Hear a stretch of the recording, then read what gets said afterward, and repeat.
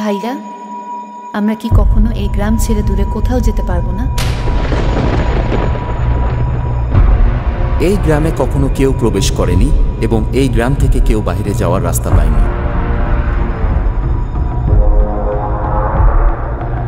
ওরা আমাদের কাউকে ছাড়বে না।